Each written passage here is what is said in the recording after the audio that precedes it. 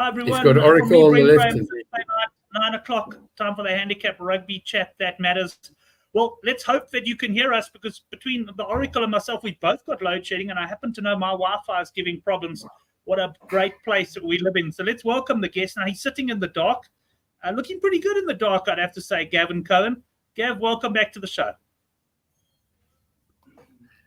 Yeah, thanks, Brent. All good. I actually just said to you before we went live that I suppose this is a good advert for South Africa, because the more people that see us in the dark, the more likely they are to chuck us some money and switch the lights on.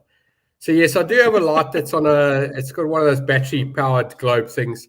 But the problem is that it shines too bright next to me. So on the screen, I mean, it overcompensates. So I think, it's probably better if people see me in half the light and not the full light. 100%.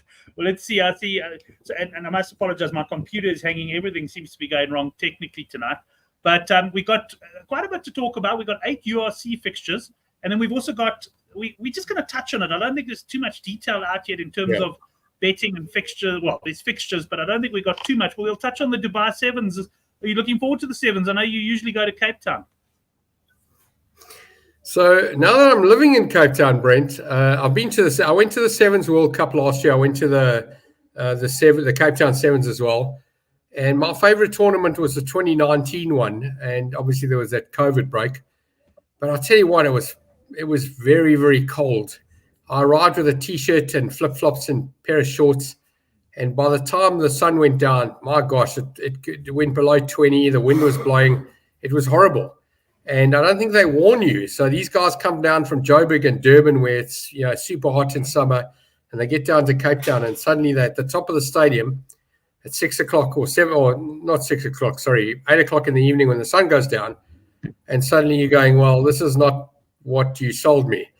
It was very full as well. Last year, what I found, that World Cup one, I know you were around in Cape Town at the time. You didn't go to the Sevens. But it was a 14-hour day. We walked in at 8 o'clock in the morning, walked out at 10 o'clock at night. It's just, if you're going for 14 hours, it costs you a fortune. You got to buy beers of 50, 55 Rand.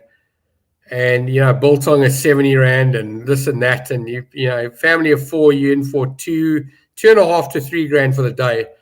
And I've experienced it, so I don't need to go again. But if you haven't experienced it, I'm going to tell you go. But you'll know what I'm talking about if you've been there 2 or 3 times. It was great fun, but I don't need to do it again. I've done it. I'll watch on TV on my couch with my own remote, my own fridge, my own music, my own toilets, my own everything. So I'm happy. Excellent. Yes, I hear you. I'm very much the same. I actually go to live rugby. I go to live sport in general a lot less so often than I used to, mainly school sport these days. Let's get into the URC first, Gav, and we got Munster up against Glasgow here. And there's been a bit of discussion on this one on the Good for the Game forum. Our good mate Coyle, Brendan O'Connell, came in and he liked Glasgow on the plus. Having said that, the guys have now looked at team selections, and quite a few guys were leading Glasgow on the plus, and they've now switched to Munster because they reckon Munster pretty much at full strength, and Glasgow missing a couple of players. What do you make of this handicap? Is this one where we could expect the home team to kick clear? Brent, the first thing you said was that Coyle was on the plus. He's seldom wrong, and I haven't looked at this game in too much detail. What I can tell you is that it's been a while since Munster won at home. In fact, it's been a few years. So I'm gonna go with Coyle here and say Glasgow on the plus is the right way to go. I'm not going to get heavily into it because I haven't looked too much into it. And what I do know is the run of form for them is they've won their last 4 games. So that's good enough for me. You're getting plus 7.5. Sounds too big. Probably is too big, as I say about the duck. I'm on the plus here. Not heavily involved, but I'll get on the plus. Now, WJS coming in the live chat and saying he likes the over 44.5. 44.5, 45.5, depending on where you shop. I have to agree with you as well. I think there could be some points in this game. I'm actually leaning towards Munster, but I'm going to focus on the points here. I'm going to call over. If I can get 44.5, I'll go over 44.5. But I'm going to call over 45.5 in this game. I like the way that Glasgow play, and I think there could be a few points in this one. I have, by the way, been very impressed with with Munster so far. Well, in parts of the season, certainly against Leinster, I was quite impressed with them. Let's move on to the next game, Gavin. Just to mention to everybody, we're going to keep it fairly short and sweet tonight because my generator's going outside and I'm worried I'm going to run out of diesel. So I won't go on for too long. But this is the big game for me of the weekend, Gavin. We got the informed Bulls. They're minus 8.5 at home to the Sharks. Now, the Sharks, absolutely woeful. Lost 5 out of 5. Came back home. Won last week fairly convincingly, but let's face it, they were playing the Dragons. Where are you going on this one? I've got a feeling I know where you're going on this one, but just confirm it for me. Geez, Brent, you just called them in form. I don't know how you can call that in form. They lost to Edinburgh. They lost to Ulster. I mean, the Bulls go overseas a few weeks ago, and I'm thinking they win both of their games, or they win all 3 of their games. I think there were 3. 4. I was blown away. In fact, there were 4. Yes, I was blown away that all they did was get over the line against Cardiff. They didn't win. They didn't win the games I thought they'd win. I was very disappointed. And yeah, they beat that Connacht team, but geez, that didn't give me anything. The Sharks on that, I go back to the statements I made in 2017 and 2016 and 2018. Rubbish versus rubbish, and geez, we're very close here. I don't want to piss off any Bulls fans or Sharks fans, but they were not happy before last week's games. And what a turnaround. I mean, they come home to South Africa and suddenly they're scoring tries. They're looking like winners. There was somebody was at my place who was talking to me. I can't remember who it was. They said there's no one in the crowd. Like, the stadiums were empty. I mean, the Sharks probably had 5,000 people. I don't think the Bulls got to 3,000. It's almost what we saw in the Kings in 2013. So the crowds are going to come back. But my gosh, I've got no confidence in either of these teams. And I'm going to tell you, this is a watch and play for me. I'm not going to get involved in this game until I've seen at least 15 minutes in running, in play, whatever you call it, before I commit to anything. Because honestly, either team can win this game. And it's not because of the reasons that you think it is. This is the hardest game of the weekend. And I know that we're obviously interested in the South African derbies more than anything else, but I don't know where to go in this game. What I can tell you is traditionally, I have been on the losing side of backing a confident Sharks team going into a Bulls game. Sorry, my dogs are going berserk here. We left the front door open to get a bit of a breeze because we're hitting 33 degrees in Cape Town and we haven't had that in quite a while. So everybody's top button is undone and no one has air cons in Cape Town unless you're sitting in an office block. But yeah, I've been on the losing side of Sharks games many times. Going into a Sharks away at Bulls. So many times I've been involved in this fixture only to come away going, don't do that again, Gavin. Don't do that again, Gavin. Don't do that. So I'm not going to do it again. This game, I'm going to watch probably a quarter to half of the first half to really get a feel of what I see. But I'm going to tell you, tread carefully here because history tells us the Bulls will win this game and they'll win it comfortably. But my gosh, there's no evidence in the form going into this game. I don't have the confidence that you or anybody else might have right now. A mutual friend of ours popping in, Hilton Asson, saying, Gavin not wanting to piss anyone off is not the Gavin we are accustomed to, referring, of course. I know. Don't worry, Hilton. I'll piss you off in about 4 minutes. But on this game, I'm not. No doubt about that. So my views on this game, look, I disagree a bit on the Bulls. I thought they were perhaps a bit disappointing in a couple of games on tour, but overall I thought successful tour for them. They could at least tick that box. And I think they've actually even like the games against Ulster that they lost, I actually was quite impressed with the way they played. They just didn't take their chances. And so I'm leaning towards the Bulls here, but I actually think we could get points in this game. I know it's a local derby. There's obviously going to be a bit of heat in Joburg, but I can tell you that in Pretoria, the heat has dropped off a bit compared to where it was a week ago. And I'm looking at virtually no humidity around on this game on Saturday. I had a quick look at the forecast. I'm actually thinking over 53.5, but I'm also going to be taking a look at the Bulls points, which I imagine is going to be somewhere around the 30, 31 point mark. I might go overs on the Bulls. I like this Bulls side. I thought the Sharks were good last week against a poor Dragons side, but I think they're going to run into a Bulls side that is going to have a little bit too much for them. So I'm actually going to make the Bulls my call there, but I'll be looking at points as my main play. And now just when I needed, my mouse has now stopped working. I tell you, this is an absolute comedy here in the Graham household at the moment. Well, the next game, and I can't even tell you what the next game is because I can't scroll to it at the moment. Cardiff Scarlets. Okay, Cardiff Scarlets.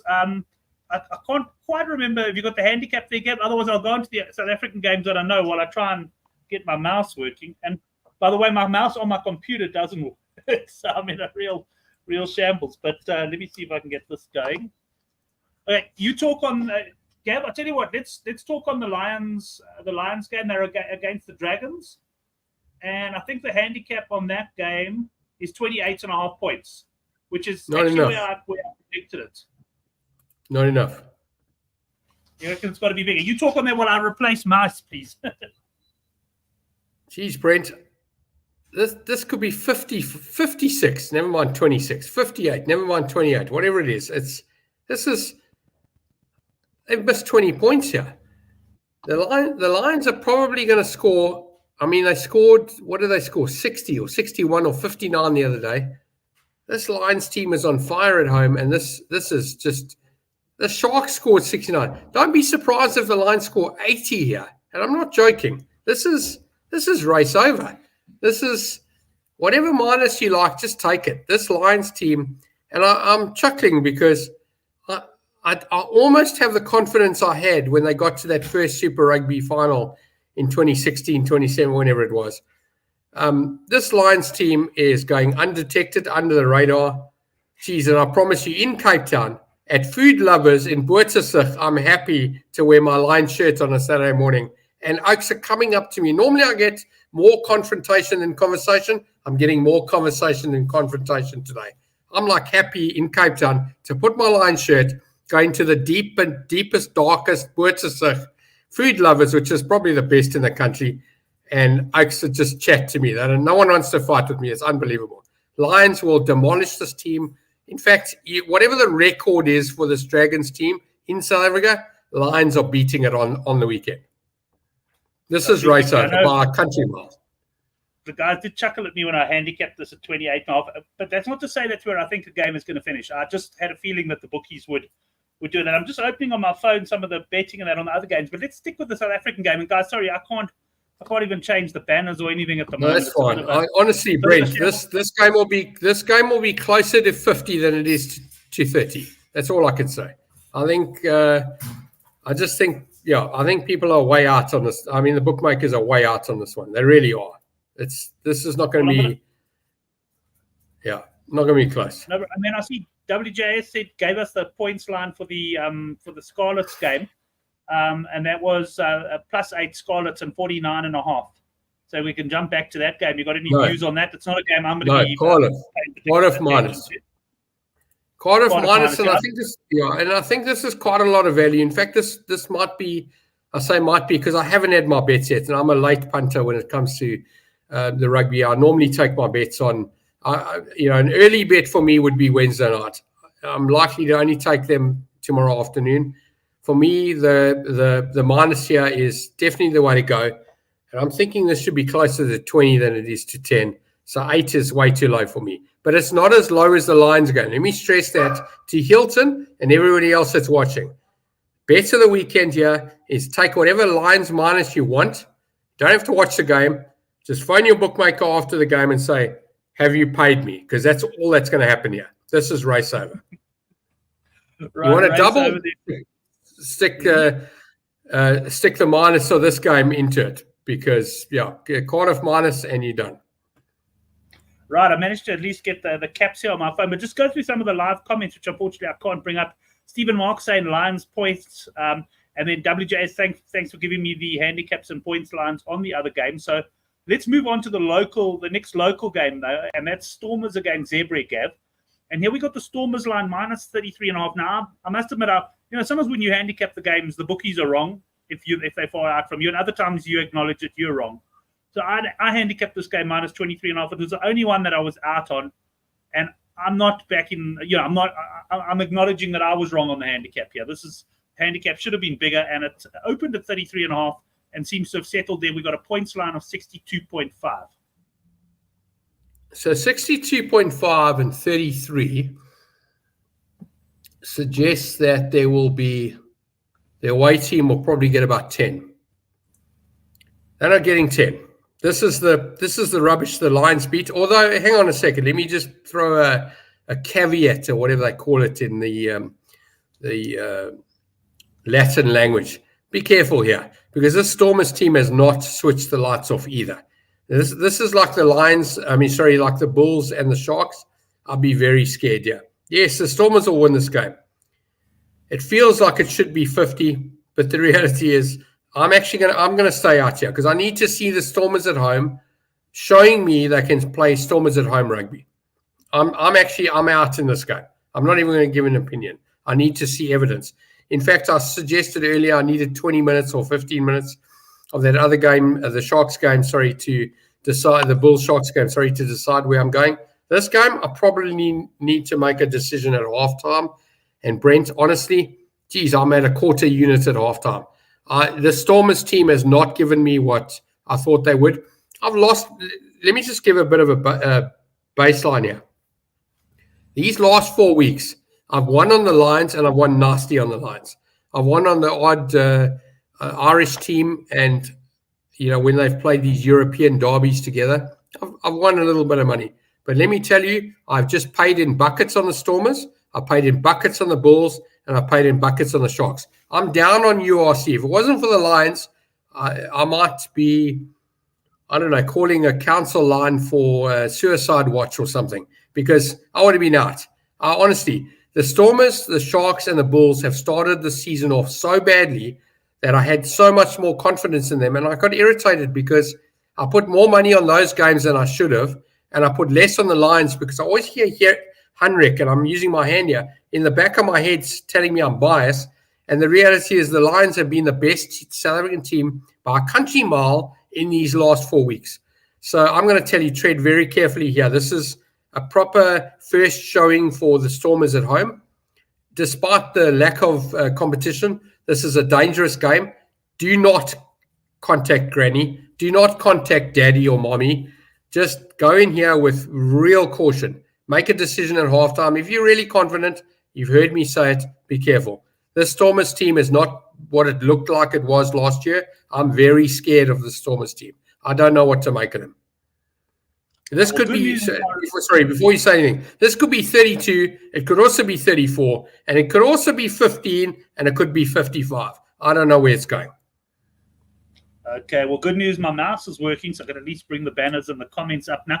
I've got a bit of an opinion on this. I'm with you on the Stormers. I don't really know what to make of them, but I like the Zebra side, not to beat the handicap even necessarily, but I like them to score a few points. I expect their points line actually, I think it'll be about 14.5 or so. I would be going Zebra overs here. I see the game taking place in Stellenbosch. Looks like the weather's going to be okay. So I'm going to call Zebra overs on this one as my bet. I'm going to stay well clear of the handicap on that one. Let's move on to the next game then, Gab. We got Ulster minus 10.5 against Edinburgh. And we got a points line here of 47.5. This to me looks like quite a well-kept game. It's pretty much where I handicapped it. So I just want to go back to the point you just made. They're playing in Stellenbosch. First thing I'd like to say is well done to whoever organised that. I think that's a good idea, although they've missed the plot a little bit because the university students have gone home. But the point of taking the game to a smaller venue or a rural venue for that matter, and, I spent a lot of time in KZN. The guys down the coast, south coast, north coast. I mean, I used to take my kid to watch the Ballito Rhinos play at his school at Mshwali, and there was a big turnout. These guys mustn't be scared to take these games to smaller stadiums. I remember when the Kings were playing, that took their games to Zwede, where Sia Khaleesi's from, and they went to George, to the Otonikwa Park, or whatever the stadium's called. I think that's very clever. And you remember, Brent, the Stormers in Super Rugby used to play a game in Wellington, and they used to play a game in George. My wife and I used to go away for the weekend to Wellington to go and watch the game. And, the people don't realize you don't have to fill a stadium. You make your money from TV crowds. Fill the stadium in a small venue, even if the guys get one game a year. I mean, we've seen those when the Bulls and the Sharks went to Welkom to play the Griffins. the stadium's full. And when it's full, it's 5,000 people. But you know what? The whole town came out, and that's great. So I applaud whoever organised this, South African Rugby, URC, whoever it is. I think it's a great idea to go to the Donny Craven Stadium at Stellenbosch. I think it's fantastic. And yeah, I'm just very excited about that. Right, who are we talking about now? Ulster and Edinburgh. Ulster against Edinburgh. All right, handicap? 10.5 and the points out of 47.5. Yeah, I'll go minus here. It'll be a very small 1 unit. I need to keep interested. Edinburgh haven't won at Ulster for quite a long time. I think it's about 5 or 6 attempts they haven't won. Ulster were decent in their last couple of games. It's enough for me. I know that, I always try and talk myself, because I'm always a Scotland plus punter in Six Nations. And of course, with Edinburgh and Glasgow, I'm going to sort of be slightly swayed, to use Henrik's term, almost biased. I'm not going to be biased here. I'm going to tell you a small punt on Ulster is probably about right. It feels like 10.5. It should be a double-digit win. Of course, it can be 10, but it's a very small Ulster minus for me. Nothing big. I wouldn't get it over the top. I'll tell you what won't happen. Edinburgh won't win the game. Obviously, the minus could lose. There could be a win by 6 or 8 points. But for me, I think the value lies, and it's very small value, on an Ulster minus. Ulster. Stephen Marks agreeing with you, Ulster on the minus there. I'm also leaning in that direction as well. I quite like Ulster at home this season. Going to follow them, I think, at Benetton. Well, they've been very impressive so far. Certainly the best start I think we've ever had from an Italian side. They're minus 8.5 against the Ospreys, who've also turned in some impressive displays. They were good against the Scarlets. They played well against the Sharks. But Benetton at home, it's one of those funny things, Gav. You don't expect to see an Italian side such a big favourite at home. And while it's fully justified, you start worrying now, are they able to live up to the tag of favourites, which is obviously a bit of a different feel to when you are the underdogs and with nothing to lose. Yeah, so ignore Osprey's last game against the Scarlets, because I'll tell you that I watched that game. I had a punt in it. I took the minus Ospreys with confidence, actually, in running. Only a couple of units. It was a very small bet for me, but it felt right. But in this game, they before that, they beat the Dragons, and the Dragons are about to be slaughtered here. I'm going to go Benetton here, and I think, I didn't see this handicap before, and I did feel it feels like it's a couple of points too much. So I would have probably priced this game at 5 or 6, -5, -6, but I still like Benetton even at 8.5. Don't look at Osprey's recent results. It's not going to help you. It's not going to give you anything. It's a Benetton minus for me, and I've got to the point now on the weekend where I've probably tipped more minuses than pluses, and I don't like that. Statistically and mathematically, I don't like the position I am in now, where I'm going sort of 5 out of 7 or 4 out of 7 minuses. I like to try and be 3 out of 7 or less. The pluses traditionally do better over time. Excuse me. We've seen it in Super Rugby. We've seen it in URC. And, I'm just a maths punter. And I just feel that I've got to the end of my minuses here. And whatever other fixture you chuck at me, I'm almost have to go plus. So there's not going to be a lot of confidence in that, unless I get to this point in the weekend and I haven't called that many minuses, or that many minuses haven't arrived. But I suspect I'm probably going to go the minus here. No. Oh, plus. Yes. Right. All right. Connacht against Leinster, plus 8.5. All right, so I didn't know this handicap. Okay, I knew the fixture, but I didn't know the handicap. And I'll tell you, I did get surprised when I saw it. I thought this would have been closer. I thought this would have been a 2 or 3, because Leinster haven't shot the lights out yet. And of course, it's a local derby. I'm going to tell you, go plus 8.5, and I'm very happy that I got a plus to balance the scale. So yeah, I'm plus here. I don't know how much though, because I will probably only take this bet on Saturday night or Sunday. I'm not going to get involved now. Nothing strikes at this 8.5 doesn't strike me as huge value. But again, I've said this so many times, Brent. When the New Zealanders play each other, I'm on the plus almost every time, and I made money doing that over the years. And it didn't matter what season, or it didn't matter who was playing. And this is pretty much up that street. I don't have a big feel of this 8.5. Connacht at home. it just feels like it's, a couple of points too much. Sure, they'll probably lose the game by 3 or 5, but I think at plus 8.5, you're quite safe. Am I going to get strong into it? No, but I'll probably have a bet. You must say leaning in that direction as well. Connacht, of course, back from South Africa now. Leinster, I agree, haven't shot lights out. They did name they were able to name a very strong side last week against Munson. I will be interested. Team news isn't out yet. I think it certainly is one of the games where I'll have a look at team news before getting involved. That brings us to the end of the URC chat, Gav. So before we knock off, I just want to talk a little bit about the Dubai Sevens. Have you had a chance to have a good look at it or not? I see men's and women's teams now, 12 teams. I kind of miss it when we had 16 and we had the 4 groups of 4. Now it's quite interesting. You've got 3 groups of 4, and the top 2 from each group go through automatically, but so do the next 2 third-place finishes type of thing. So I don't know. To me, I don't really like that. But what have you looked at so far? What do you like?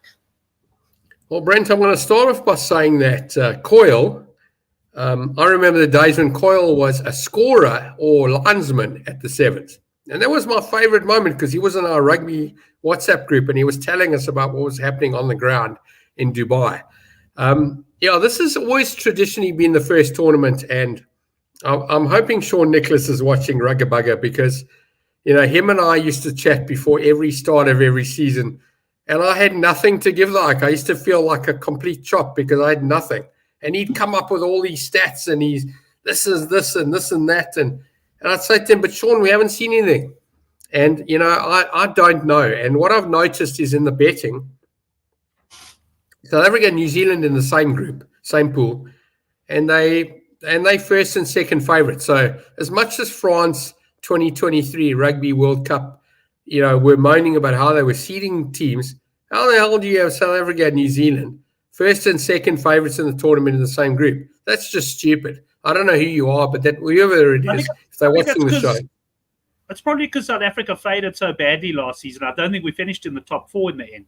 Remember, we made that great start. And just to mention to you, Gav, we're going to talk about the price boost now in a sec, but the Blitzboks have got an amazing record in Dubai. I was looking, they've won 6 out of 7, and they won the last 4 in a row, which is quite a record. We tend to start the series hell of a strong, and then sometimes maintain it and sometimes fade away. So that's quite interesting. But I think that probably explains the draw. I agree with you. It's unfortunate, but, at the end of the day, it doesn't make a big difference because, there's a good chance that 3 teams from the group are actually going to go through. Correct. Absolutely. So you've put the price boost up. So before we go any further here, and Mark, I am in a case load shedding, bro, but it's all right. I've got my beer over here. I can put the light on, but it'll just distort my good looks. It'll make me look bad. So I'll rather leave the light off. All right, so we're going to do a competition here. Right, first of all, the first thing you got to do is you got to have a bet on this price boost, okay? Second thing is obviously you have to have an account to have the bet. But if you haven't got an account with us at Ball Sports yet, you've got Brent, have you got your link?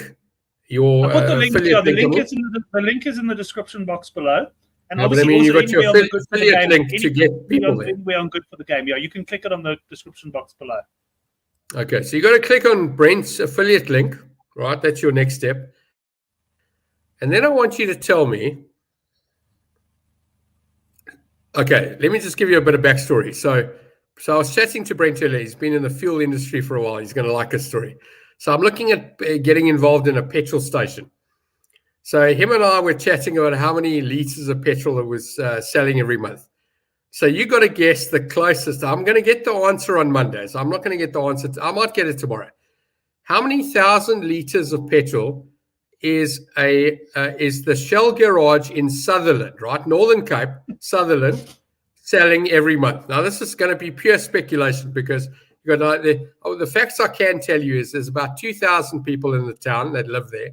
You got a few scientists that work at the telescope up the hill, and you've got about 100 to 300 people coming in every day.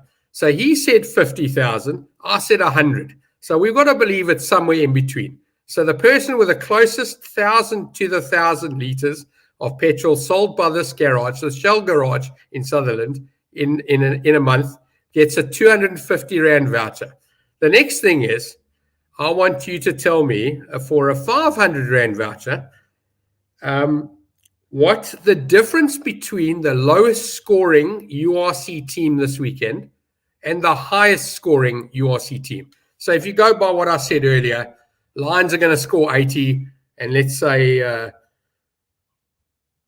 don't know, the Dragons score 5. So the difference is 75. So you need to tell me 75. Close. Yeah, the closest person to the difference between the lowest points and the highest points scored by any team over the weekend will get a 500 Rand voucher. So those are your two. Tell me how many thousand liters of fuel are being sold by Shell in Sutherland in the Northern Cape, because I'm interested in buying that garage.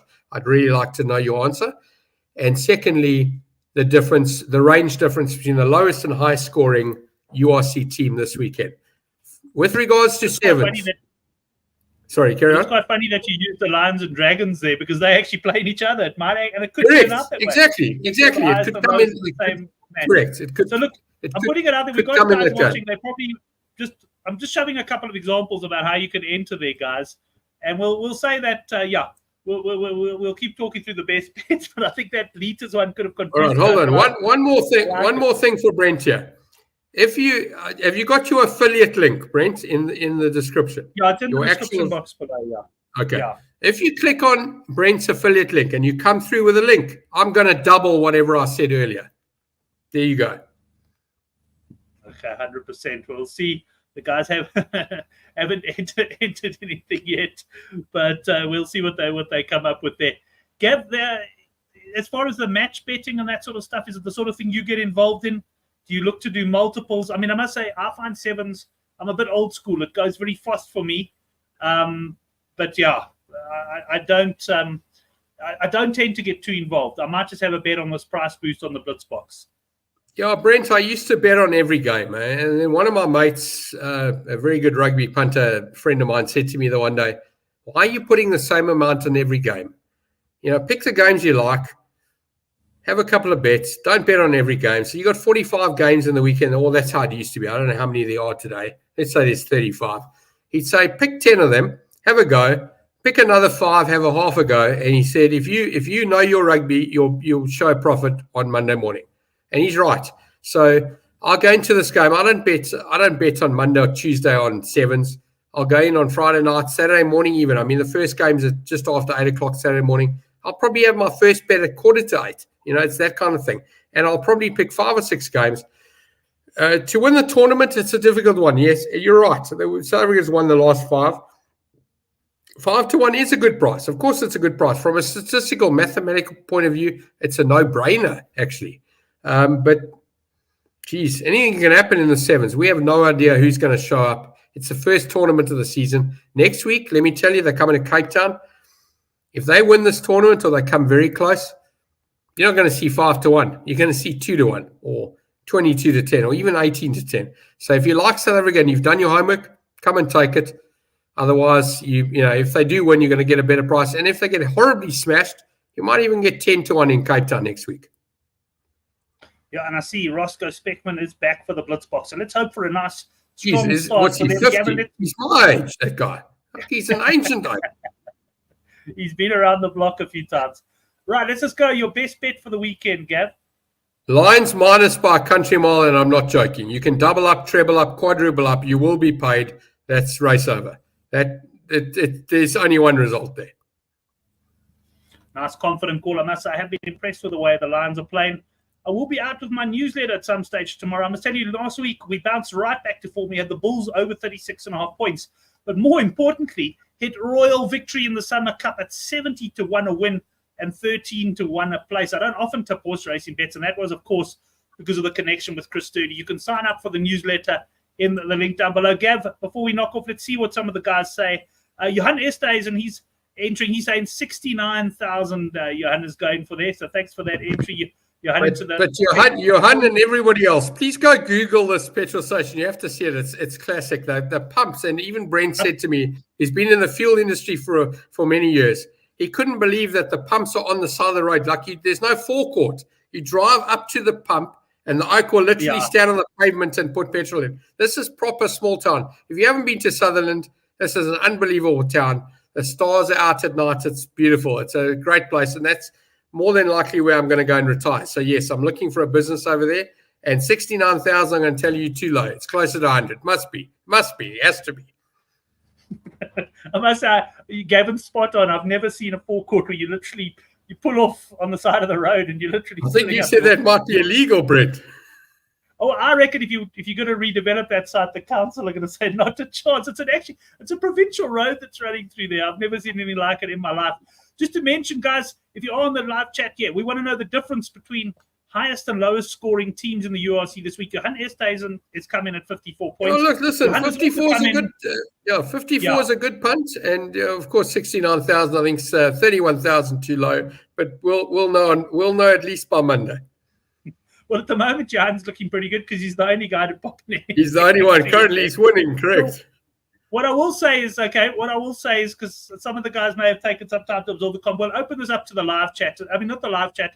The comments. Yeah, no, absolutely. They can go all the way to the weekend. Late and comes in there. I will take both the live and also the comments down below. You can do that. We want to know how many liters, how many thousand liters, and how many points. Gav, I think that brings us to the end. I better switch my Jenny off before it runs out of diesel. Thankfully, I've managed to get. We've got Stephen Marks coming in with 41. Thankfully, I managed to get my mouse going, so we can at least bring up some of the comments. But have a great weekend, man. Anything else that you're punting this weekend? You got anything on the golf or anything like that? I don't, but I tell you what, I got involved in a cricket very late 2 days ago when Maxwell came in. Maxwell, he came in at, I think they needed 87 or 37 or something like that, but it was 49 off 18 when I got involved. So it was 16, 17 runs and over. And Australia were like, I think they were 5-1. So I took a little bit of a nibble. And then over later, so they scored, I think, 5 or 6 in that next over. They went 12-1. And then I took a go. And then, of course, with an over to go, I think they were 2-1, had another go. And they won. I mean, I know they scored a 6th of the last ball, but how fantastic is that Maxwell? I mean, he killed me in that Afghanistan game. I'd punted Afghanistan the whole day. Yeah, I came and killed me, but at least I got some back on the Indian game the other day. But I'll tell you, Brent, I don't know if you're going to be in Cape Town in early January or whoever's watching the show. If you want to enjoy the test match, day 1 or day 2, make contact with me because I'm going to the test match in Newlands. Probably the first and second day. I'm going to love that. And you want to enjoy cricket, you want to sit next to me and enjoy it. You will enjoy it. So, yeah, I'll be there.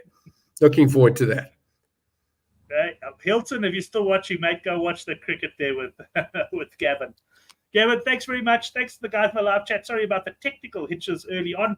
But next week's show probably going to be the last show of the year. I'm going away after that. And I also feel like I just need a bit of a break from rugby punting. I did take a week off a while ago.